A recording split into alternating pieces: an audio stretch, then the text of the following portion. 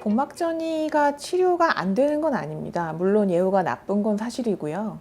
우리가 간전이, 폐전이, 복막전이가 대장암에서 흔한데, 간전이 같은 경우는 5년 생존율이 한 20% 정도라고 하면은 폐전이는 30%, 그리고 복막전이는 한 10% 정도에 지나지 않습니다.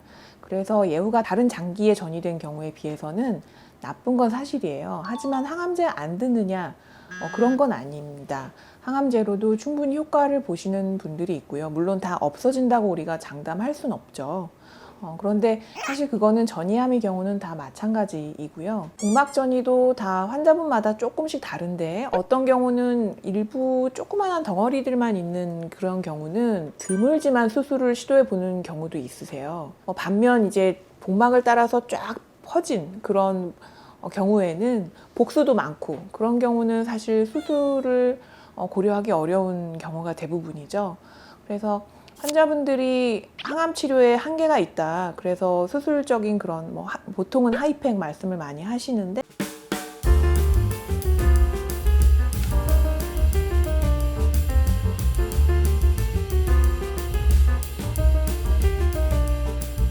수술적 방법에 대해서 물어보시는 분들이 복막을 따라서 많이 번져 있고 복수도 많고, 그래서 도저히 수술적인 방법으로는 좀 치료가 어려운 경우에 그렇게 많이 물어보시는 경우들이 있어서, 사실 그런 경우는 항암제로 최대한 억제하고 조절하는 게 최선이거든요. 많이 물어보시는 하이팩 같은 경우는 기본적으로는 수술이 돼야 됩니다.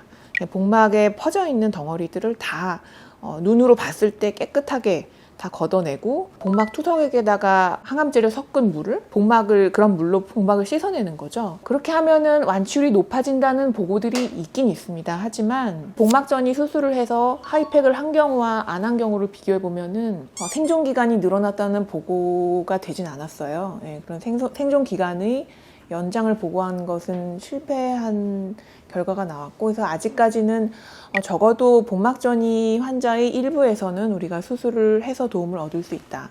하지만 그것이 상당히 제한된 환자분에서만 가능하고, 그리고 그런 경우에 하이팩까지 하는 게 도움이 되겠느냐?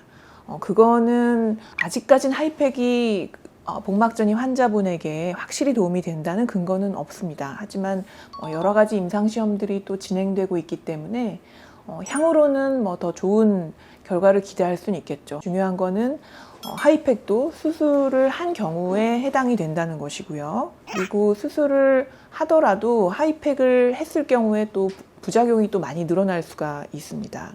수술 후에 전신 상태 회복이나 감염증이나 유착이라든지 그런 것들이 수술만 했을 때보다는 하이팩을 한 경우가 더 많거든요.